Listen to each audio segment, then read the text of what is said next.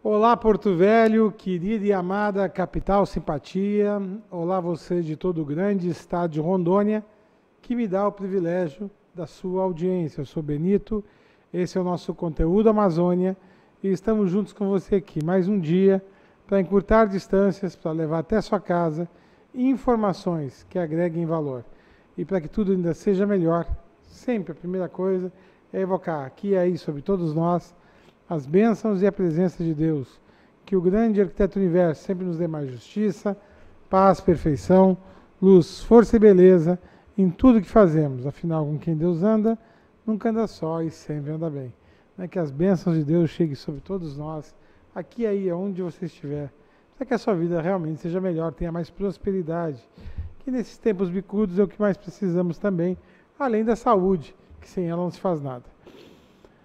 Bom, está aqui do meu lado um amigo meu que faz... Eu não entrevisto ele, acho que uns 2 ou 3 meses. Mas ele é o meu consultor para assuntos, um dos dois, mas ele é o principal, na área de advocacia criminal. Para tal, está aqui do meu lado para falar sobre o Estatuto de Desarmamento agora, não é o Estatuto. O Estatuto de Desarmamento é uma coisa.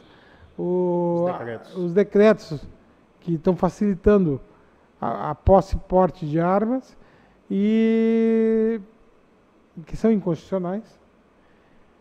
Eu já afirmo isso, né? Não sou eu, é a voz corrente do juiz, daqueles da área, os mais doutos da área, e principalmente o massacre de Manaus e o que isso acende de alerta para Rondônia, aquele tipo de ação. Tendo em vista que já aconteceu uma aqui há uns tempos atrás, e foi muito pior do que aquela ali de Manaus. Então, para tal, Alexandre Batista, meu amigo, que bom que você está aqui. Obrigado. Família está bem? Está tudo bem, obrigado. Dona Lidiane? Está excelente, os meninos também. Graças a Deus, todo mundo com saúde, na luta, né? Sempre eu digo que essa luta é desumana e cruel. Mas vamos para cima, né? Tá tudo bem, graças a Deus. Então, estamos juntos, tá? Thaís, saúde. Doutor Alexandre, nosso amigo aqui da casa, estava sumido, mas ainda bem que voltou, é sempre bom tê-lo aqui, sempre o nosso bate-papo é muito construtivo e com certeza a nossa população aprende um pouquinho mais sobre direitos, né? Sobre as nossas mudanças, nossas alterações de leis, né? Sempre um bate-papo criativo. A vocês de casa agradeço mais uma vez a oportunidade de estarmos juntos e não esqueça de curtir e compartilhar a nossa página no YouTube, Facebook e Instagram. Perfeito, já vou chamar a minha vinheta, né, e vamos começar a trabalhar. Por favor, Eudes, nossa vinheta.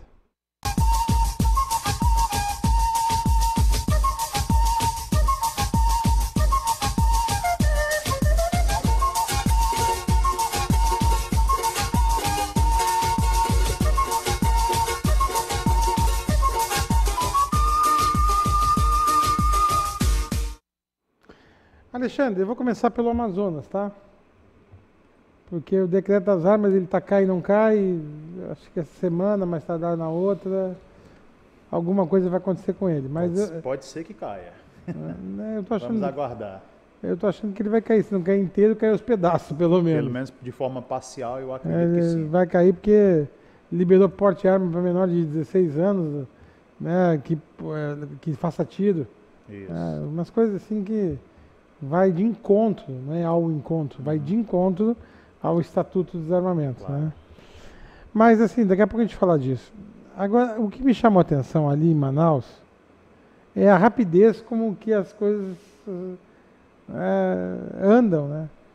55 mortos em menos de 24 horas. Isso. Nós tivemos há um tempo atrás aí no Urso Branco, e nós estamos sendo julgados pela ONU e há um pedido de intervenção na segurança pública do Estado, rodando ainda. Salvo engano, o Brasil, inclusive, já foi condenado algumas vezes, não estou falando aqui só do Estado de Rondônia, mas estou falando do Brasil de uma maneira geral, né? Alguns estados, né? Por conta dessa forma desumana. Porque, assim, só adiantando, Benito, não é, na realidade, que o preso ele está cumprindo pena, que ele tenha desobedecido os diplomas legislativos, o Código Penal, né? as legislações extravagantes, etc. e tal, que ele tenha maculado um bem jurídico na realidade, que ele vai ser tratado, e a Constituição Federal ela é bem clara relacionada a isso, né? Qualquer acadêmico de primeiro semestre sabe disso, né? Estuda lá a Constituição Federal nas disciplinas, e a Constituição Federal ela veda as penas cruéis, ela veda as penas desumanas, não é? E além da Constituição Federal nós temos uma lei, essa lei nós inclusive já falamos aqui algumas vezes, é uma lei pré-Constituição Federal, né, que é a Lei 8.072 de 1990, ou melhor, desculpa, é a Lei 7210 de 1984, eu estou com essa lei na cabeça, mas na realidade, desculpa, a Lei 7210 de 1984, ou seja, uma lei pré-Constituição Federal, mas deixando bem claro o seguinte, que mesmo sendo uma lei pré-Constituição, é uma lei, na realidade, que resguarda e garante, certo, o direito do preso. E o direito do preso, embora isso aí soe para a comunidade, para a sociedade de forma impunidade, etc. e tal, mas o preso ele tem direito, né? E um dos direitos, na realidade, é justamente manter a sua integridade física. E eu quero deixar bem claro que, embora parte da sociedade, parte da imprensa, de repente a mídia, alguns jornalistas e etc. e tal, entendem na realidade que esse preso não tem esse direito, que é o que os familiares desse preso, vamos pegar essa carnificina que teve em Manaus há bem pouco tempo, quase 60 presos mortos, né, de forma extremamente horrenda, né? Essas pessoas, esses familiares, eles têm direito a receber a indenização por parte do Estado. Porque o Estado, quando ele prende, Benito, o Estado, quando ele, na realidade, ele cerceia, né, o status libertário de uma determinada pessoa, ele tem que manter, certo, essa pessoa de forma íntegra. A sua integridade física, psicológica, moral e etc., ela tem que ser, na realidade, garantida para que esse sujeito, né, que está cumprindo a pena porque, na grande maioria das vezes, ele maculou um bem jurídico. E prevê, na realidade, os estatutos prevêem isso aí, o direito penal, o direito processual penal, ele serve, na realidade, para isso, é uma espécie de freio, né? Embora não freie nada, a criminalidade ela sempre vai existir, e do jeito que está, ela sempre vai aumentar, e ela vem aumentando de forma considerável, sobretudo no sistema carcerário. Então, olha só o que eu vou falar aqui, eu venho falando isso há algum tempo, não é? E na realidade, a imprensa, né, ela vem noticiando isso aí também de há algum tempo, tá? E não adianta nada, na realidade, você ter um sistema carcerário desse jeito, prisional, tá? Porque, de uma maneira ou de outra, isso aí vai desaguar, na realidade, na sociedade, certo? Seja intermuros, seja dentro do próprio presídio, como aconteceu agora em Manaus, quase 60 pessoas mortas, tá? E ali você coloca todos os tipos de crime, pessoas até cometeram crimes de menor potencial ofensivo, não é? Não só homicidas, traficantes de drogas e etc. E mesmo aquelas pessoas que cometeram, vamos dizer assim, os crimes hediondos, tá? Agora sim com fundamento na Lei 8.072 de 1990, certo? Elas não podem ter, e na realidade não devem ter esse tratamento por parte do Estado. O Estado, ele é obrigado, inclusive até por mecanismos internacionais, como a própria ONU, não é? Como os comitês de antitortura, etc. e tal, certo? A, na realidade, coibir essa violência que existe dentro dos presídios. É inimaginável, Benito, e você não vê isso em nenhum país do mundo, certo? Onde um presídio em uma determinada capital vem a óbito 60 presos em menos de 24 horas. Então isso aí é um absurdo. Isso aí quer dizer o seguinte, há alguma coisa errada, alguma coisa muito errada que está acontecendo no sistema penitenciário. E aqui eu não vou nem falar na questão de reintegrar esse preso à sociedade, porque ele vai ali, na realidade, ele vai piorar a sua conduta. O sujeito cometeu um furto, o sujeito cometeu um crime de menor potencial ofensivo e tal, ele é preso, ele passa um período preso ali, ele vai com certeza retornar ao seio da sociedade bem pior do que ele entrou. Então, assim, há de se repensar, não é? O Estado, de uma maneira geral, certo? As autoridades constituídas, há de se repensar, de fato, o que é o sistema penitenciário. Qual a finalidade do sistema penitenciário? Porque, Benito, se for, na realidade, somente castigar, tá? E sem tentar reintegrar esse preso na sociedade, independente de qualquer coisa, mais cedo ou mais tarde, esse preso ele vai voltar. Então, resta ao Estado, na realidade, ressocializá-lo, tá? E simplesmente deixar o cara... O sujeito cometeu o crime, tudo bem, está pagando a sua conduta ali, certo? Tudo bem, mas quando ele volta pior, porque ele passou 6 meses, 1 ano, 2 anos, 3 anos, 4 anos, sei lá, tá? Aprendendo na realidade como é que se faz o crime verdadeiramente. Onde? Dentro do próprio presídio. É especialização. É uma especialização, né? Remodelar. Ele aprende a roubar casa, roubar carro. Seria ele entrou com tráfico de droga. Pois é, na universidade, entre aspas, do crime, seria como se fosse uma especialização, um doutorado ou um pós-doc. Né? O sujeito chega lá graduado, sai de lá pós-doutorado, certo? Em determinada conduta criminosa. Ou seja, isso aí vai desaguar em nós, na sociedade, na comunidade de uma maneira geral. Certo? Essas 55 mortes, na realidade, tem um juiz da Vara de Execuções Penais de Manaus, Dr. Luiz Carlos Valoar, né, que é uma pessoa que eu tenho uma admiração muito grande pelo trabalho, né, e sobretudo pelos livros que escreve, etc. e tal. Então, os acadêmicos de direito, ou até mesmo os operadores de direito e tal, leiam esse magistrado, Luiz Carlos Valoar, e ele tem alguns livros, inclusive, falando da questão da descriminalização da droga, não é? Tá? E ele já vinha alertando, na realidade, há bastante tempo, que isso aí poderia acontecer. Tá? E o Estado, ciente disso, na realidade, pelo menos no meu entender, agiu de forma, vamos dizer assim, negligente. Deixou passar. Quer dizer, é um faz de conta na realidade. Tá? Por quê? Porque quase 60 pessoas mortas, isso aí você não vai classificar essas pessoas em presidiários. Tá? Houve uma violência, certo? Essa violência, na realidade, eu não vou dizer que foi compactuada pelo Estado, eu não posso dizer isso, mas que, na realidade, houve, no mínimo, uma omissão por parte do Estado. Isso aí, Benito, eu volto a dizer aqui, isso não é só, entre aspas, privilégio de Manaus, não. Isso é uma questão institucionalizada no que diz respeito ao Brasil de uma maneira geral, porque se você pegar os presídios aí, ricões afora, tá? E eu estou falando aqui em todos os estados, você vai ver que a situação, na realidade, ela não é fácil. Aconteceu isso em Manaus, já aconteceu isso aqui no Presídio Sul Branco, já aconteceu lá em Taitiga, no estado do Ceará, e já aconteceu em vários estados e, lamentavelmente, isso aí pode acontecer e pode agravar ainda mais, na realidade, essa situação. Inclusive, tem uma ação, né? Depois desse fato que aconteceu no Urso Branco, tem uma ação que tramita lá em Brasília e que podemos até perder o domínio sobre a segurança nesse quesito, né, dos presídios, justamente por esse fato do Urso Branco. Isso me preocupa, porque você que está nessa linha de frente, junto ao direito criminal, acho que você deve vivenciar isso, uma rotina, e presenciar muitas coisas que fogem, às vezes, até da questão dos direitos humanos eu costumo dizer, Thaís, eu costumo dizer o seguinte: eu sou um apaixonado pelo que eu faço. Eu sou advogado porque eu escolhi ser advogado. Eu não fiz concurso público, eu sou advogado por escolha, certo? Eu gosto de ser advogado e quero morrer advogado, entendeu? Nunca pensei em ser promotor, juiz ou procurador, qualquer defensor público, não, eu sou advogado, tá? E uma das coisas, aliás, a única coisa que eu detesto fazer na advocacia criminal é minha ida ao presídio.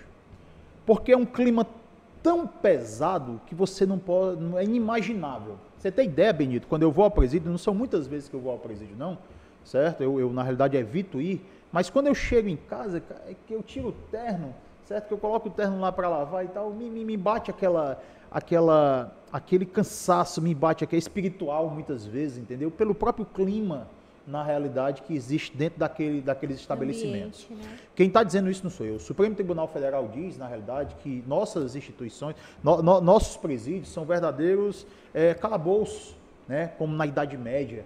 Tá? Isso não sou eu que está dizendo. Quem está dizendo isso aí é o Supremo Tribunal Federal, que é a maior corte do Poder Judiciário brasileiro, formado pelos 11 ministros, com sede lá em Brasília. Então, o Supremo Tribunal Federal é que diz, na realidade, que os presídios brasileiros, eles se equivalem, certo, de fato, aqueles calabouços na época da Idade Média, né? Então isso não só para o advogado criminalista, mas para o promotor que atua na vara de execução penal, para o magistrado que atua na vara de execução penal, e você imagina a situação, na realidade, dos familiares daqueles presos que lá estão. Você imagina, agora não, na realidade, que houve uma espécie de humanização nas visitas, mas é inimaginável, na realidade, aquele preso, aquela família, na realidade, que vai visitar aquele preso. Certo? Porque quem cometeu a conduta não foi a família, né? Na realidade, a família não, passa a ser vítima mediante essa imposição por parte do Estado. Na realidade, a família, ela não cometeu aquela conduta. Então, é muito triste você ver, certo? Todo aquele tratamento. Agora não, porque houve uma espécie de humanização, né, por parte dos estabelecimentos prisionais, tá? Então, assim, uma das coisas que eu, no meu mistério, certo? No meu sacerdócio, que eu encargo como sacerdócio, que eu tenho um verdadeiro pavor, é de ir ao presídio, certo? Pelo clima espiritual, não é? Por toda o que significa, na realidade, aqueles institutos prisionais, que na realidade é de dar dó, né? É de dar pena. Você sabe, você vê, qualquer pessoa, que ali não sai ninguém ressocializado, certo? Não sai ninguém ressocializado, eu vou dizer por quê? Porque não tem estrutura. Na realidade, não tem estrutura, certo? Não tem, muitas vezes, boa vontade da classe política. Por quê? Porque lá as pessoas que estão... você sabe que o preso ele não é obrigado a votar, né? Você sabe que o preso, quando transita em julgado, ele não vota, certo? Embora o preso provisório ele vote, certo? Então, como não dá voto, certo? Vamos deixar aquilo para depois, né? Mas as pessoas não sabem, na realidade, que aquele preso, um dia ele volta para a sociedade, tá? E será que ele volta com o tratamento daquela forma ressocializado? Será que ele não vai cometer uma conduta pior do que a que ele cometeu anteriormente? Então, ninguém quer saber, é aquela velha história de pegar o lixo, né, e colocar debaixo do tapete. Um dia o lixo se revolta, né? Um dia você não é mais possível você varrer aquele lixo debaixo do tapete. Então, é o que acontece. Ou seja, não é problema meu, enquanto advogado, não é problema do Poder Judiciário, não é problema do Ministério Público, não é problema por parte do Estado de uma maneira geral, não é problema... Então, fica muito complicado. Agora, isso. Pois não. O que eu pergunto é por que é tão difícil? No meu entendimento, o preso deveria um turno trabalhar, um turno estudar e o outro dormir. Né? Vai ficar de noite na cadeia, óbvio. Uhum. Mas estudar lá dentro. Agora tem, com esse ensino à distância, o cara pode fazer faculdade se quiser. Pode. Né? E ter fábricas dentro dos presídios. Isso. Está entendendo? Tem fábrica de bola já, mas... e as pessoas ganharem alguma coisa por ali. Claro. Tá? Parte custear suas despesas, pode até ser, mas outra parte ter como... Para a família, mandar para a família. Mandar para a família e estudar. Obrigar pelo menos o cara que terminou o primeiro grau, o segundo. Benito, eu sempre digo o seguinte, que o problema não é a lei. O problema não é lei. A lei existe. O problema é a efetividade dessa legislação. Vamos criar uma lei para tal coisa. Muitas vezes a lei já existe, certo? Ela só não é efetivada. Eu falei aqui da lei de execução penal, certo? Que embora seja uma lei pré-constituição, como eu falei para você, tá? Que é de 84, a lei 7210, ela prevê isso, tá? Só que o trabalho do preso não é um dever, é um direito. Por quê? Porque ali ele vai remir os seus dias. A leitura do preso, o estudo, não é um dever, é um direito que o preso tem. Como qualquer cidadão, Como qualquer cidadão, tá? Quer dizer, é um direito. Eu, na realidade, não vou pegar um exemplo comigo não, certo? Mas qualquer pessoa, certo, que for presa, ela tem o direito de remir a sua pena, o chamado Instituto da Remissão. Como assim? Ela vai trabalhar, ela vai estudar e vai ser diminuído os dias da sua pena, tá? Que inclusive pode até ser remunerado, tá? Inclusive, certo? Essa remuneração, lógico que não vai toda para o preso, certo? Mas pode inclusive ser destinada à família, ser destinada às despesas do preso. Só que não se dá efetividade a isso. Sim. Só que não tem vagas. Nem todo preso, na realidade, que quer trabalhar, e muitas vezes você faz um requerimento e etc e tal, só que não tem vaga. Exatamente. Aquele preso, ele passa 24 horas do dia, certo? Pensando no que fazer, e ele vai pensar o quê? Ele vai pensar em fazer o mal, ele vai pensar em fugir dali, ele vai pensar uma série de coisas, menos fazer o bem. Você está entendendo? Então, o ideal seria o que você falou. O cara passa do regime fechado, jogando baralho. Exatamente. É estudar num 4x4. Estudar um turno, trabalhar um turno, certo? E dormir. Até pagar a sua pena, pagar a sua dívida com a sociedade, certo? De maneira extremamente digna. De maneira extremamente digna. Não, tu pode abrir cursos para eles, como, dá um exemplo, administração, filosofia, sociologia, né? Eu cursos de nível técnico. Eu posso estar enganada, mas hoje o único pequeno projeto que eu conheço aqui no nosso estado é o projeto que a VPEMA faz.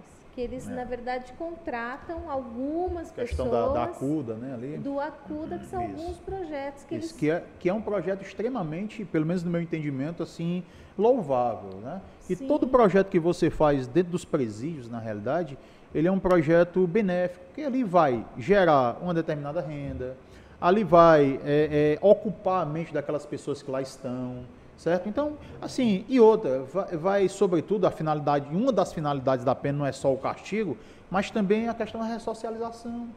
E quando você fala em ressocialização, certo? Sobretudo nesse nosso sistema penitenciário hoje, certo? Benito, é uma ficção jurídica. Eu acho que o cara estuda filosofia lá dentro, ou administração, que faz o cara ser mais organizado. Ou que seja que tenha um tecnólogo, né? Tu acha que o cara não vai começar a pensar diferente? Claro. Claro, se você pegar uma totalidade, você diz, 100%, o cara acorda de manhã, já sabe que está indo ali para o trabalho dele, dentro do próprio presídio. Claro. À tarde ele tem aula online. Lógico, se você pegar uma população de 100% dos presídios, é lógico que nem todos querem. Aqui tem determinados presos que eles nasceram para o crime, então o cara ele não quer se ressocializar. Ele quer voltar para a rua para cometer mais. Mas veja bem. Chega um momento que 60% do presídio estiver fazendo isso, os outros 40% vai por osmose. Com toda certeza. Não sei, tem um número. Agora, se você tiver um número, certo? Eu não vou aqui falar em porcentagem, sei lá, se é 50, se é 60, não sei, mas tem um número que quando atinge, parece que por osmose leva o resto. Pronto. Se você tiver esse sujeito, esses presos, né, com a mente ocupada, trabalhando, estudando, certo? É lógico, claro e evidente que o resultado vai ser totalmente diferenciado. Agora, é diferente de você pegar um presídio desse, desorganizado, que o sujeito passa 24 horas do dia sem fazer absolutamente nada, a única preocupação dele, certo? De fato, é fazer o mal, pensa no tráfico de droga, pensa no homicídio, pensa no roubo. Quer dizer, então é complicado, é muito difícil, certo? O Estado, na realidade, que é desorganizado. Tá? O Estado, na realidade, Benito, o Brasil passou para a terceira população maior mundial. Quer dizer, o Brasil é o terceiro país que tem mais presos no mundo, certo? É um absurdo. Tá? Então, assim, ninguém sabe o que fazer com esses presos, certo? A realidade é essa, tá? Ou seja, o Estado ele não sabe o que ele vai fazer com a quantidade de presos. Na realidade é essa. Está encarcerando. Encarceramento em massa. Não, eu só trouxe esse assunto para dizer para as pessoas que bandido bom não é bandido morto. Bandido bom é bandido que trabalha e estuda. Hipótese nenhuma. E deixa de ser bandido no momento em que ele tem um choque de realidade com a possibilidade de oportunidade pós-cadeia. Verdade. É verdade. Não é para todos, vai ter uma margem de erro nisso? Tem, mas se a gente não começar, não termina. Claro. Não. Bom, essa é uma das opções que eu queria trazer com você. Eu vou chamar o intervalo comercial. No próximo bloco, para concluir, eu quero só que você dê sua opinião sobre esse decreto aí da liberação das armas, tá bom? Então continue conosco, é jogo rápido. É num lá, outro cá.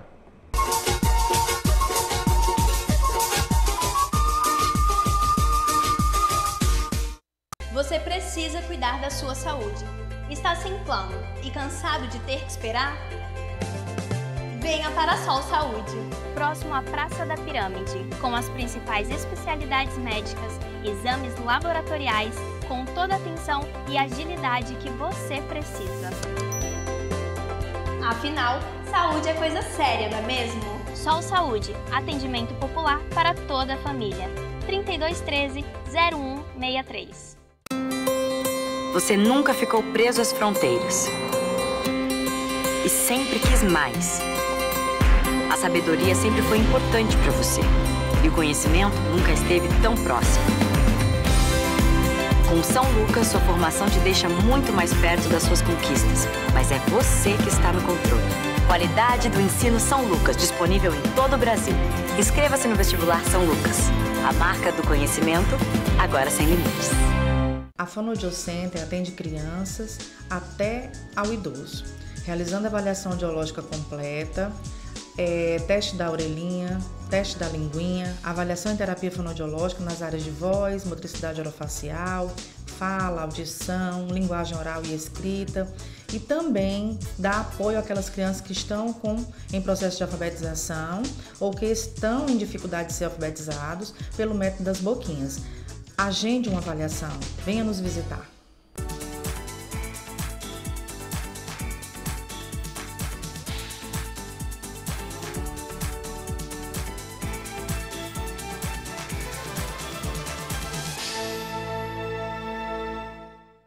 Este recado é para você que sofre com miopia, astigmatismo, hipermetropia, presbiopia e que quer se livrar de vez dos óculos. Venha para o Hospital de Olhos Veloso. Aqui você vai encontrar a tecnologia e a credibilidade que procura. Diagnóstico e tratamento para todas as áreas da oftalmologia. E com a cirurgia refrativa laser, seu tratamento pode ser feito em minutos e de forma personalizada. Livre-se dos óculos. Hospital de Olhos Veloso.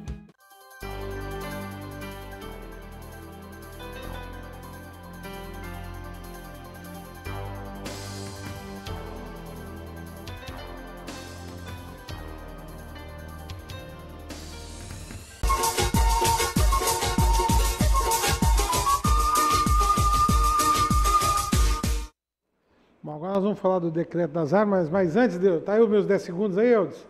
Por favor. SuperSec chegou a Porto Velho trazendo lavagem a seco com sistema inovador de higienização e impermeabilização com profissionais capacitados e produtos de alta qualidade que não prejudicam a cor do seu sofá, tapetes, poltronas, camas, carpetes e bancos do seu carro. A SuperSec atende a domicílio.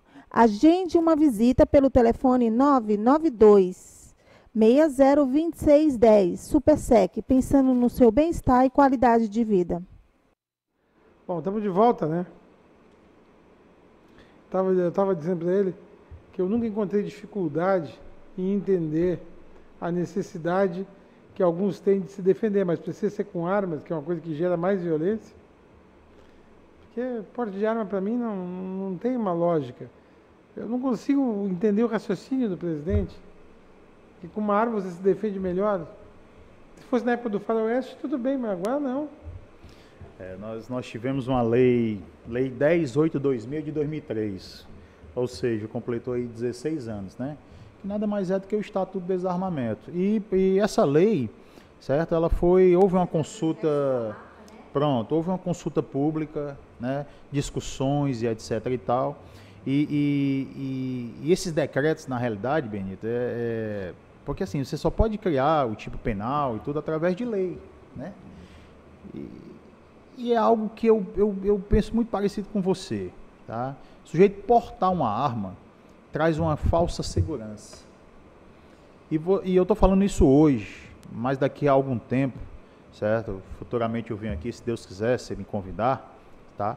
E nós vamos ver os números desastrosos dessa permissão, tá, para o cidadão comum portar arma.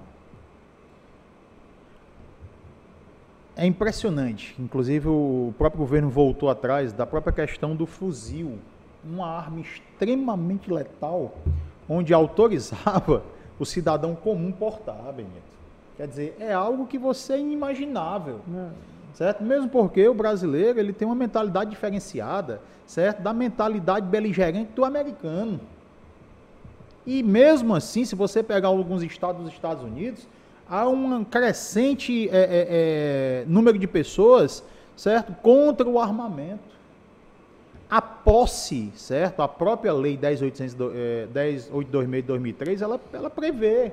O sujeito pode ter 2, 3, 4, 5 armas na sua casa, no seu escritório, etc e tal. Agora, o porte é diferenciado. Benito, o sujeito portar uma arma, ele tem que ter um estado psicológico, de um senso de responsabilidade tão grande, tão demasiado, certo? Que não é qualquer pessoa. Eu fico imaginando, certo? Com essa situação, as brigas bestas de trânsito. aqueles crimes de ímpeto, certo? Aquela violência doméstica, sujeito dentro de casa, embriagado, portando uma arma. Você não imagina, na realidade, a crescente que vai ser, e eu espero que não, mas não tem outro prognóstico a se fazer, certo? No que diz respeito a esse infeliz decreto. Tá aí, só dá tempo de dar tchau. Já acabou? Rapidinho. Doutor Alexandre, muito obrigada pela sua presença. A vocês de casa, agradeço a oportunidade de estarmos mais uma vez juntos e até a próxima. Alexandre, muito obrigado por ter vindo. Obrigado, satisfação. Tamo junto. Tamo junto. E a gente vai ter outro debate daqui uns dias, tá bom? Deus quiser. E por hoje é só, pessoal, que o grande arquiteto do universo continue descobrindo a todos, com sua luz, sua vida, seu amor, e eu te encontro aqui com certeza no próximo programa. Foi um privilégio ter estado com vocês. Até lá.